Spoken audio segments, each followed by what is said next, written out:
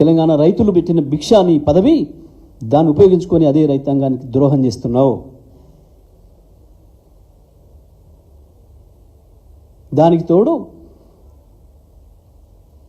స్వామి కార్యం స్వకార్యం అన్నట్టు వేలాది లారీలను పెట్టి ఇసుక తోడుతున్న తొడేళ్ళు అక్కడ దుర్మార్గంగా కోట్లాది రూపాయలు సంపాదించుకోవడానికి నీవు, నీ మంత్రులు, నీ మంది మార్బలం చేసే దుర్మార్గం కొరకు కాళేశ్వరం నీళ్ళనివ్వటం లేదు. ఇవాళ నువ్వు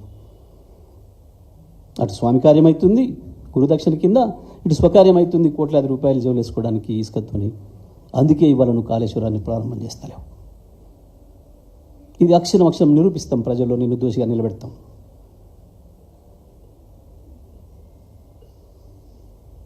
ఈ వాస్తవాలను ఈ రకంగా ఉంటే 4 బూతులు మాట్లాడిపోయి ఆనందాన్ని కలిగిస్తానికి నీ మీడియా భజన పరులకు కొద్దిమందికి ఆ స్లాటర్ హౌస్ల కొరకు నువ్వు చేస్తున్న విన్యాసాలు అర్థం కావనుకుంటున్నావు ప్రజలకి.